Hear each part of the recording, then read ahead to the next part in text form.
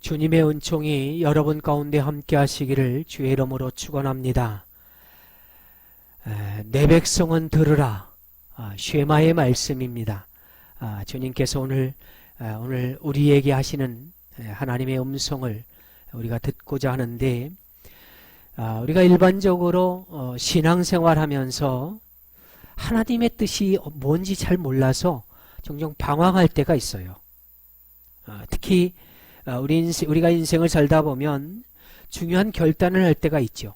그 결단을 할 때마다 하나님의 뜻을 구하고 이제 그 가운데서 심각하게 고민하는 사람들을 우리가 만나게 되는데, 그런데 신학자들은 뭐라고 얘기하냐면, 하나님의 뜻 가운데 이미 중요한 것들은요, 성경에 이미 다 선포되었다는 거예요. 우리가 고민하는 대부분의 것들은 사실 지극히 지엽적인 문제들이고, 그리고 다 우리의 욕심과 관계들이다는 거죠. 이게 성경과 이제 오늘 성서 신학자들이 말하는 이야기들입니다. 우리가 성경에는요, 이 땅을 살면서 꼭 알아야 될 이야기들, 하나님의 뜻, 이게 분명히 드러나 있어요. 오늘 본문이 그런 면에서 굉장히 중요한 본문인데요. 이 본문 속에는 하나님께서 저와 여러분을 향해서, 이 땅의 교회들을 향해서 지금 이 순간에 하시고자 하는 하나님의 뜻이 담겨져 있기 때문에 그래요. 오늘 우리가 본문을 읽었는데, 본문 말씀 바로 전에는 어떤 말씀이 있냐면, 지난주에 우리가 말씀을 나눴습니다마는 예수님이 유대의 종교 지도자들로부터 세금과 부활에 대한 시험을 받지요. 공격을 받아요. 그때 예수님이 그들에게 대답하시는 모습을 옆에서 지켜본 한 사람이 있었던 것 같아요. 그 사람의 자리는 어떤 자리냐면 서기관이라고 하는 직분을 가지고 있는 사람이에요.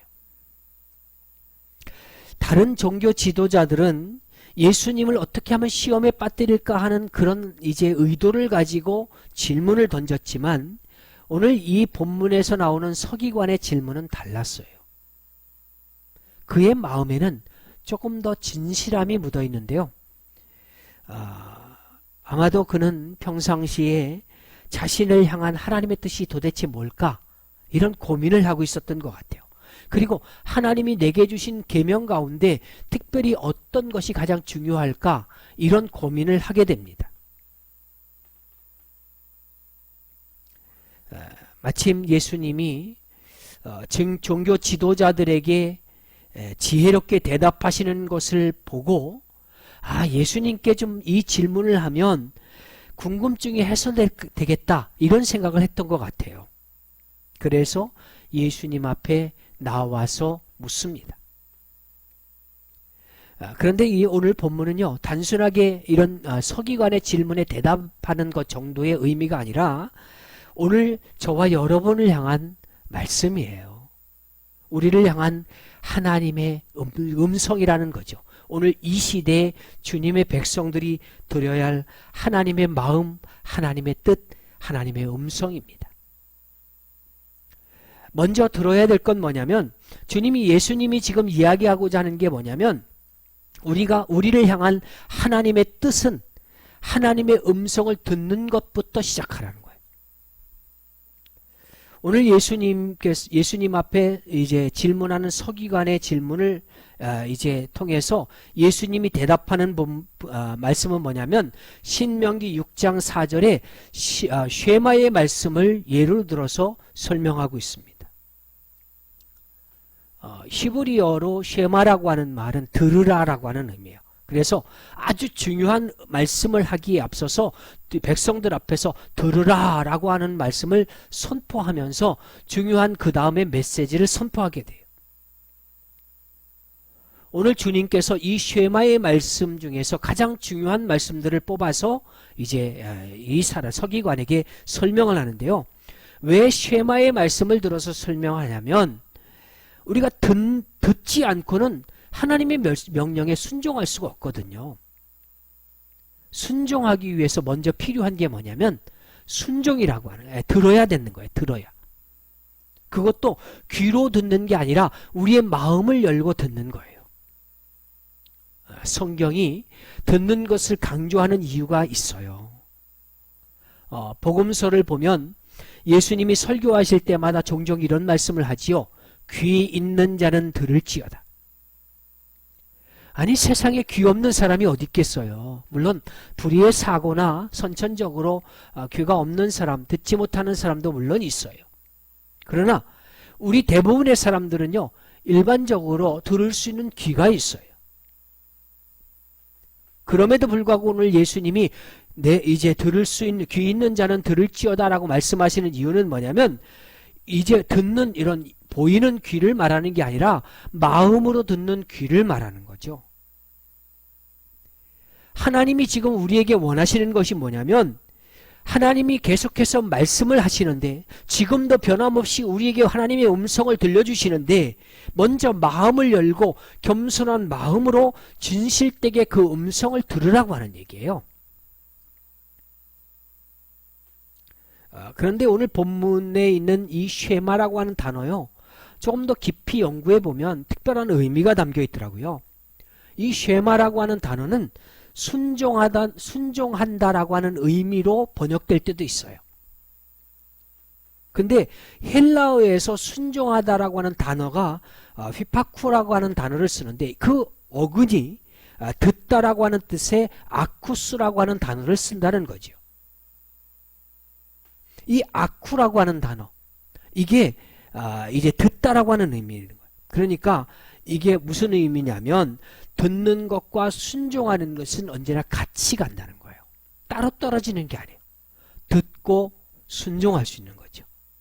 하나님의 말씀에 순종하는 것이 굉장히 중요하다는 것을 우리가 다 알아요. 그런데 순종하기 위해서 필요한 게 뭐냐면, 먼저 우리의 마음의 문을 열고 주의 음성을 들어야 된다는 거죠.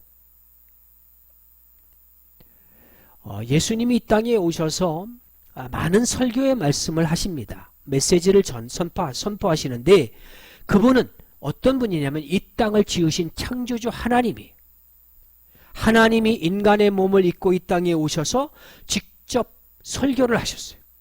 말씀을 전했어요. 복음의 메시지를 선포하셨어요. 그런데 그 설교를 직접 듣고도 그 말씀에 반응하지 않고 멸망의 길로 다가간 사람들이 얼마나 많은지 몰라요. 그렇게 수많은 사람들이 직접 예수님의 말씀을 듣고도 멸망의 길로 갔던 이유는 그 말씀을 이해하지 못했기 때문이 아니라는 거예요. 마음을 열지 않았기 때문이라는 거죠. 마음을 열지 않으면 들리지 않아요. 오늘 이 시대 가운데서도 우리가 많이 보잖아요. 자기의 고정적인 관념, 정치적인 신념, 이념, 여기에 완전히 사로잡힌 사람들은요, 마음을 열지 않기 때문에 상대방의 음성을 듣지를 못해요. 그것이 이쪽이든 저쪽이든 관계없어요. 교회 안에도 마찬가지예요. 특별히 구약 성경에 보면요, 하나님은요 절대로 침묵하시는 분이 아닙니다. 하나님은 늘 자신을 계시하는 말씀으로 이제 우리에게 나타나시는 분이에요. 선지자를 통해서도 말씀하셨고요, 사건이나 이적이나 꿈을 통해서도 말씀하셨죠. 그 하나님이 지금 이 순간에도 저와 여러분 가운데 이 땅의 교회들에게 말씀하신다는 거예요.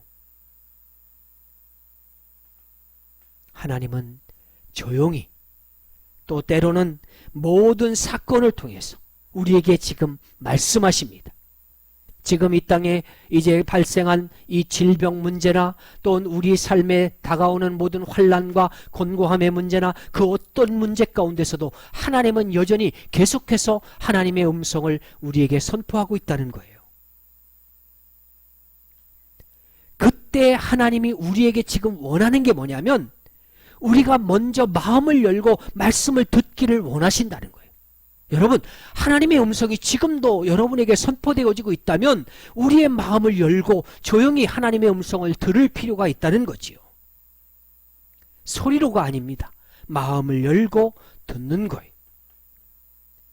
그래서 하나님께서는요, 사무엘상 15장 22절에서 듣는 것이 수양의 기름보다 나으니라 그랬어요. 우리를 향한 하나님의 뜻은 하나님의 음성을 듣는 것, 그것으로부터 시작되는 거예요. 두 번째로 우리를 향한 하나님의 뜻을 우리가 이해하고 그것을 받아들이는 것, 그 두 번째 방법은 뭐냐면 하나님을 알아야 되는 거예요. 하나님이 우리에게 지금 원하시는 게 뭐냐면 하나님을 알아라, 이렇게 말씀하세요. 성경이요, 다양한 이야기를 하지요. 그런데 최종적으로 하나님 말씀하는 건 뭐냐면 하나님이 누구신가에 대해서 이야기를 해요. 성경이 말하는 하나님은 누구냐면 유일하신 분이라는 거죠. 유일하신 분. 여러분, 저도 그렇겠지만 여러분도 그런 고민이 있는지 모르겠어요. 우리가 신앙생활을 하다가 왜 기독교가 이렇게 배타적일까? 이런 고민을 할 때가 있어요. 사람들이 이 문제 때문에 교회를 싫어하기도 하지요. 특별히 성탄절이 되면 예수님의 탄생을 축하합니다, 이런 프랭카드를 걸어서 축하해주는 절들도 있어요. 그런데 왜 교회는 그들의 축하받을 만한 그 날을 축하하지 못하는 걸까요? 저도 한때는 이런 고민을 한 적이 있어요. 근데 우리 기독교가 이렇게 배타적으로 보이는 이유는 바로 하나님이 유일하신 분이기 때문에 그래요. 사실 석가모니는 자신을 신으로 주장한 적이 한 번도 없습니다. 제가 타 종교에 대해서 논할 만큼 그렇게 지식이 풍부한 것은 아닙니다만은 제가 아는 상식으로는 불교는 결국 깨달음을 통해서 도에 이루는 거예요. 수양을 통해서 108번뇌를 버리고 깨달음을 얻으면, 경지에 이르면 누구라도 부처가 된다는 거지요. 근데 성경은요, 하나님을 그렇게 설명하지 않아요. 성경은 태초에 하나님이 천지를 창조하시니라 이렇게 말씀하세요. 하나님은 이 세상을 창조하신 창조주예요. 이 땅에 있는 많은 사람들이 기독교를 배타적으로 보는 이유는 그 하나님이 창조주 하나님, 유일하신 하나님으로 믿는 것이기도 하고, 또 하나는 뭐냐면 우리는 정답을 갖고 있기 때문에 그래요. 사실 정답이 없으면 틀렸다고 말할 수가 없는 거잖아요. 정답이 없는 사람은 이것도 옳고 저것도 옳아, 이렇게 말할 수밖에 없어요. 근데 하나님은 유일하신 분입니다. 성경은요, 하나님 외에는 이 세상에 다른 신이 없다라고 말씀하세요. 특별히 10계명 가운데 제1계명이 뭐예요? 너는 나 외에 다른 신을 섬기지 말라, 이렇게 말씀하십니다. 왜냐하면 하나님만이 유일하신 분이니까요. 우리가 이걸 알고 믿어야 된다는 거예요. 어떤 사람이 너무 독단적이지 않냐, 이렇게 반문할 수 있겠지요. 그런데 이 세상에는요, 독단적인 진리가 의외로 많이 있어요. 좀 극단적인 그런 질문이 될 수도 있겠는데, 여러분한테 지금 질문을 하나 던져볼게요. 여러분의 엄마가 몇 명입니까? 한 명이죠. 두말할 거 없죠. 그러면 여러분의 아버지는 몇 명입니까? 그 역시 한 분이에요. 근데 어느 날 여러분들의 자녀가 여러분한테 와서 에이, 말도 안 돼. 왜 엄마가 한 명이어야 돼? 10명쯤 돼야지. 이렇게 말하면서 나는 10명 만들 거야. 그리고 옆집 아주머니한테 엄마라고 부른다면 여러분들은 그렇게 그 말이 용납이 되겠어요? 그게 과연 독단일까요? 사실이기 때문에 독단일 수 없는 거죠.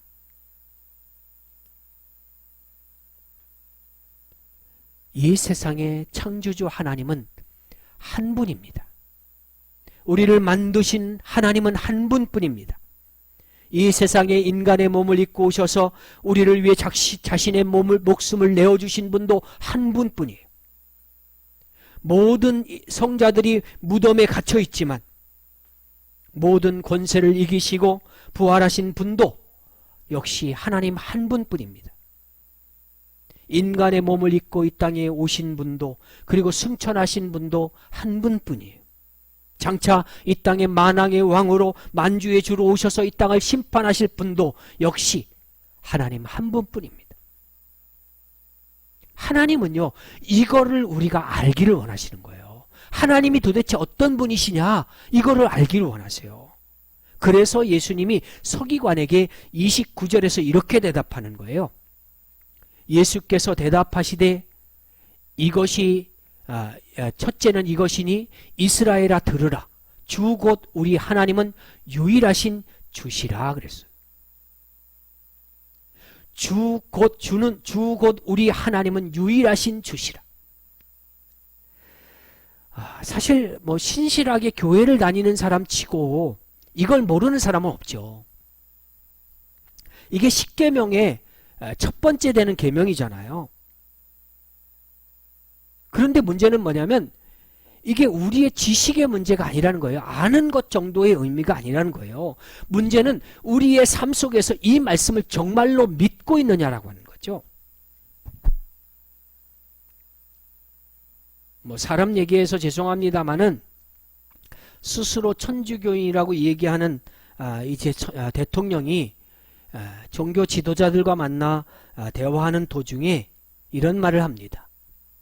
예배나 기도가 마음의 평화를 줄 수는 있지만 바이러스로부터 지켜주지는 못합니다.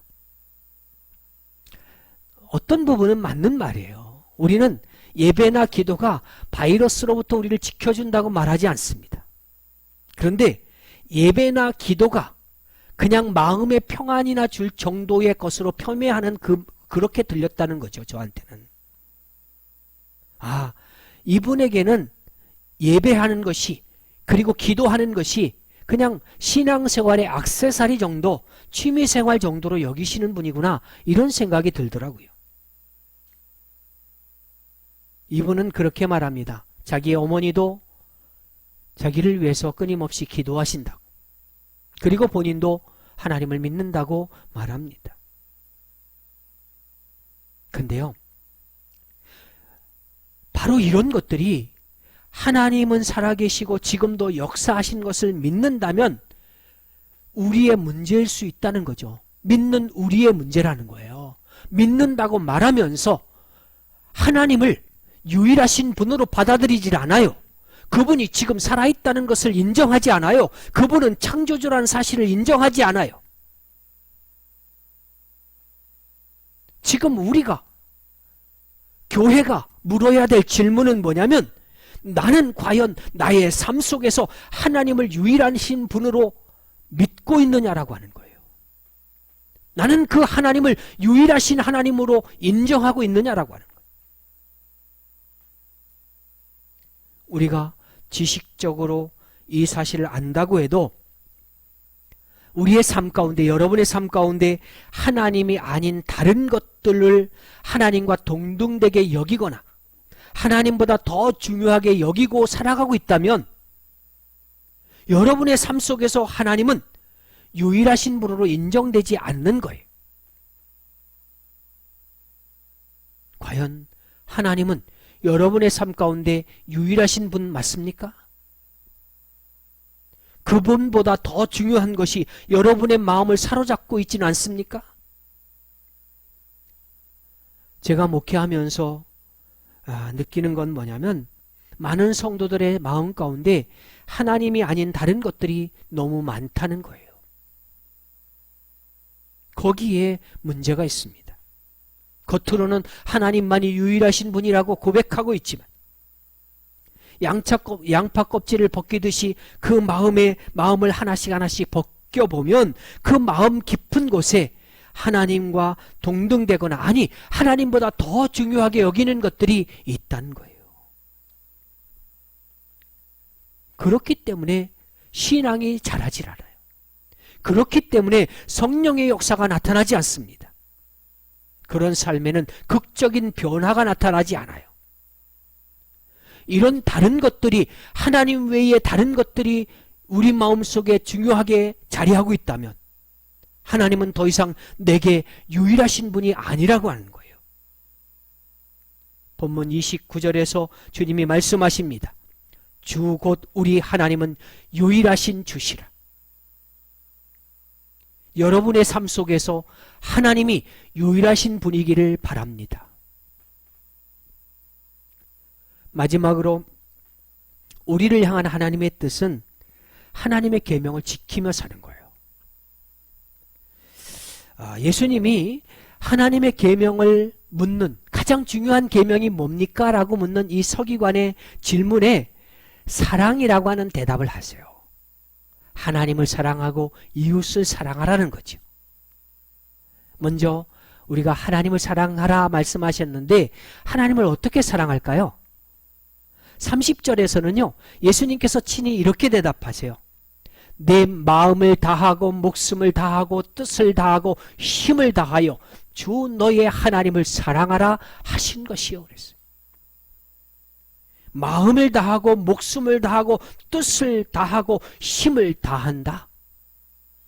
이 얘기는 뭐냐면 전심으로 사랑하라는 얘기예요. 전심으로. 이 전심으로 사랑한다. 전심이라고 하는 말은 쉽게 말해서 나뉘어지지 않는 마음을 말해요. 갈라지지 않는 마음. 좀 더 쉽게 설명하자면 여러분이 결혼을 해요. 여러분의 아내나 남편이 여러분을 지금 정말로 사랑해요. 근데 여러분의 아내나 남편이 옆집 남자나 옆집 남자도 이제 옆집 남자나 옆집 여자도 똑같이 여러분과 같이 사랑해요. 근데 그렇다면 여러분이 그걸 용납할 수 있겠어요? 용서할 수 없는 문제잖아요. 이게 바로 나뉘어지는 마음이에요. 이 사람도 사랑하고 이 사람도 사랑한다? 그럴 수 없어요. 하나님은 전심으로 사랑해야 되는 거예요. 마음이 갈라지는 사랑은 사랑이 아니에요. 그건 욕심이죠. 내 아내도 사랑하고 옆집 여자도 사랑하는 거, 이거는 욕심이라는 거예요. 우리가 하나님을 어떻게 사랑하느냐? 전심으로 사랑해요. 하나님에 대한 사랑은 사실 우리의 가치관하고도 깊은 관계가 있습니다. 우리가 하나님을 정말 가치 있는 분으로 여긴다면 우리 삶에 때로 고난이 찾아와도 우리는 결코 낙심하지 않을 거예요. 사업이 조금 안 돼도 때로는 질병이 찾아와도 우리는 결코 그것 때문에 우리의 신앙이 무너지지 않습니다. 마틴 루터에 관한 이야기가 참 유명한데요. 마틴 루터가 종교개혁을 하다가 참 힘들었던 것 같아요. 참 이것도 막히고 저것도 막히고. 그래서 이제 선언을 하고 나서 그가 도망가서 한 수도원에 아주 숨어서 있지요. 그런데 종교개혁을 이렇게 하다가 낙심한 나머지 방에 틀어박혀서 나오질 않고, 지금으로 말하면 어떻게 보면 우울증에 걸린 거죠. 그러던 어느 날 부인이 상복을 입고 그에게 나타납니다. 그러자 이 루터가 부인에게 말해요. 누가 죽었냐고. 그때 부인이 뭐라고 얘기하냐면, 예, 오늘 하나님이 죽으셨습니다 라고 대답을 해요. 그러니까 루터가 불같이 화를 냅니다. 아니, 어떻게 하나님이 돌아가실 수 있느냐. 그때 루터에게 아내가 대답하죠. 하나님이 돌아가시지 않았는데 왜 그렇게 낙심하고 있습니까? 마틴 루터는 그 말에 용기를 얻고 종교개혁의 막중한 사명을 끝까지 다할 수 있었다고 얘기합니다. 하나님은요, 여러분의 삶 가운데 가장 최우선이어야 돼요. 하나님께서 왜 여러분에게, 저와 여러분에게 굳이 자신을 사랑할 것을 첫 번째 계명으로 주셨을까요? 그 이유 중에 첫 번째는 뭐냐면 우리가 바로 하나님의 형상으로 지음받은 존재니까 그래요. 그래서 하나님은 자기의 목숨까지 우리를 위해서 내어주신 거거든요. 우리의 행복의 가치는요, 이 땅에 있지 않아요. 돈을 많이 가진다고, 이제 성공한다고, 쾌락을 즐긴다고 우리의 인생이 행복해지는 게 아니라는 거예요. 우리 인생에서 가장 행복하고 큰 축복과 행복은 어디에 있냐면 우리가 하나님 안에 거할 때 오는 거예요. 하나님 안에 있을 때. 거룩하신 하나님을 닮아서 내 삶이 깨끗해지고 정결한 삶으로 바뀌어지고 내 마음에서 모든 미움이 사라질 때 우리가 행복해질 수 있습니다. 여러분의 마음속에 미움이 있다면 여러분은 결코 행복할 수 없어요. 이런 질문을 드려도 될까 모르겠는데, 물고기에게 물을 많이 사랑해라. 너는 물을 가장 많이 사랑해라. 이렇게 말하는 게 과연 이기적인 말일까? 이거는 물고기를 향해서 축복의 말이잖아요. 야, 물고기야, 너는 알아야 돼. 너가 제일 먼저 사랑해야 될 건 물이야. 이렇게 말하는 건요, 물고기에게 물은 축복이라는 거예요. 그것처럼 하나님이 오늘 우리에게 이런 명령을 주시는 거예요. 우리의 행복을 위해서, 우리의 평안을 위해서 하나님을 사랑하라는 거예요. 그 하나님이 오늘 우리에게 또 한 가지 중요한 계명을 주시죠. 바로 내 이웃을 내 몸같이 사랑하라는 거예요. 내 이웃을 내 몸같이 사랑하는 거예요. 그러면 여러분의 이웃은 누굴까요? 저 아프리카 사람이요? 아니요. 성경에서 이야기하는 가장 먼저 이웃은 누구냐면 가깝게는 교회 공동체에 속한 성도들입니다. 지체들이에요. 그들이 여러분의 이웃입니다. 우리 눈에 보이는 사람들이 여러분의 이웃이에요. 나와 관계를 맺고 있는 내 가족, 그리스도의 몸을 이루고 있는 성도 한 사람 한 사람이 바로 여러분의 이웃이에요. 여러분이 가장 사랑하는 것이 무엇입니까? 다양한 대답을 하실 수 있겠지만 가장 크게 사랑하는 건 자기 몸 아니겠어요? 내 몸을 내가 제일 사랑해요. 자기 몸 아프면 난리 나는 거잖아요. 왜냐하면 이게 하나님이 그렇게 창조하셨어요. 우리에게는 이런 동물적인 요소가 있어요. 동물적인 요소만 있는 사자 같은 경우를 예를 들면, 사자는 먹이를 잡으면 혼자만 먹으려고 해요. 새끼 사자가 그걸 먹겠다고 달려들면 그냥 물어버립니다. 새끼는 그렇다 치고 암사자가 오면 나눠줄까요? 아니에요. 암사자도 쫓아버려요. 숫사자는 일반적으로 몸이 크기 때문에 사냥을 잘 못한다고 그래요. 그래서 대부분의 사냥은 암사자들이 해온다는 거죠.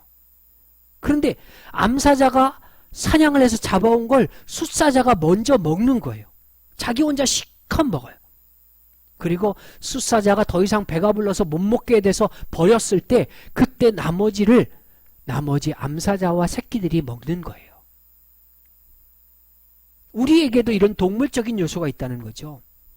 그런데 더 중요한 건 뭐냐면 우리 인간은 하나님의 형상으로 지음받은 존재이기 때문에 우리에겐 영혼이 있어요.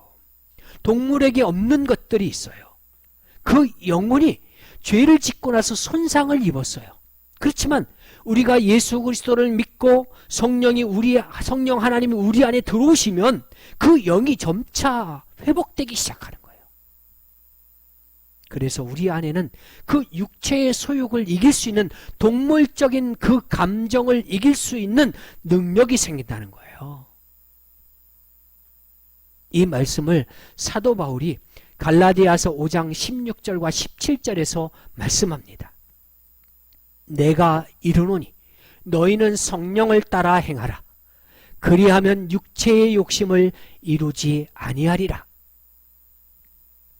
육체의 소욕은 성령을 거스르고 성령은 육체를 거스르나니 이 둘이 서로 대적함으로 너희가 원하는 것을 하지 못하게 하려 함이니라 그랬어요.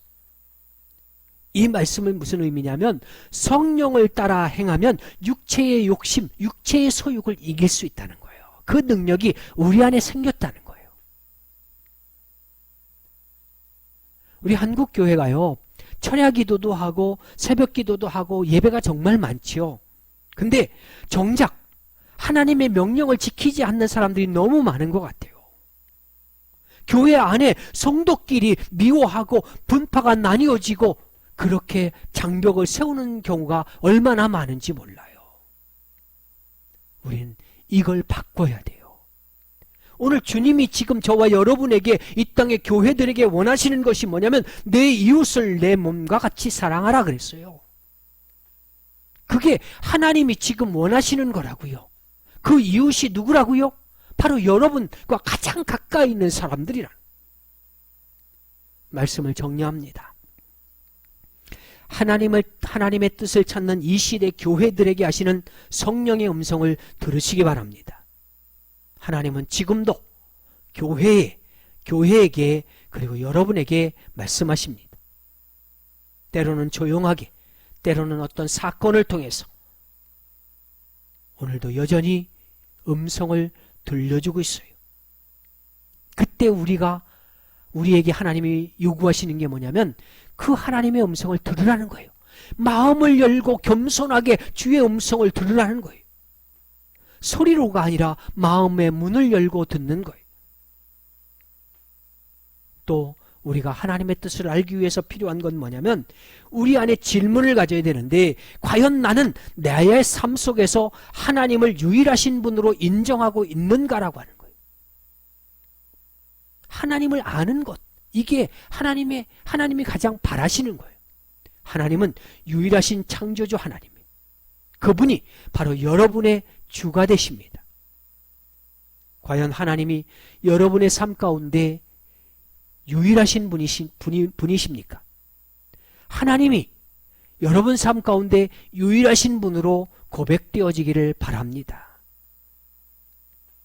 마지막으로 진심으로 우리가 하나님을 찾고 하나님의 뜻을 찾고 있다면 하나님을 사랑하고 이웃을 사랑하라고 하는 하나님의 말씀에 순종하라고 하는 거예요. 먼저 하나님을 사랑하는데 전심으로 사랑하십시오. 나뉘어진 마음으로가 아닙니다. 이것도 사랑하고 저것도 사랑할 수 없는 분이에요. 하나님보다 더 우선시하는 것들, 하나님과 동등하게 여기는 것들을 다 내려놓고 오직 유일하신 하나님을 여러분의 삶의 최우선순위로 두셔야 됩니다. 또 하나님은 우리의 이웃을 사랑하라고 말씀하세요. 우리의 이웃이 누굽니까? 이 교회 공동체 안에 세워진 지체들이에요. 우리 성도들은요, 이 성림교회 안에 세워진 성도들은 지체라고 하는 거예요. 지체가 뭡니까? 우리 몸의 일부분이라는 거예요. 이 손가락이 하나가 못생겼다고 해서 미워하고 때리고 그러는 사람이 어디 있겠어요? 아프니까요. 때리면 아프고 잘라낼 수 없는 거잖아요. 보기 싫다고 잘라버립니까? 아니잖아요. 필요 없는 것 같다고 내칩니까? 아니잖아요. 왜요? 지체니까요. 그 지체를 사랑하라는 거예요. 우리 눈에 보이는 사람들을 사랑하는 거예요. 나랑 내 눈에 보이는 가장 가까운 가족들을 사랑하는 것이고 그리스도의 몸을 이루고 있는 성도 한 사람 한 사람을 사랑하는 거예요. 사실 이 명령을 지킨다는 것이 결코 쉽지 않습니다. 때로는 내 것을 포기해야 되고 내 고집을 꺾어야 되고 내 소유를 희생해야 될 때도 있는 겁니다. 근데 그럼에도 불구하고 이게 하나님이 우리를 향하신 뜻이래요. 명령이라는 거예요. 그렇기에 우리의 삶 가운데 기꺼이 이 말씀을 받아들이고 이 말씀을 따라 순종해야만 하는 것입니다. 하나님의 음성을 들으시기 바랍니다. 성령이 지금 여러분에게 하시는, 교회들에게 하시는 말씀을 들으시기를 주의 이름으로 축원합니다. 아멘.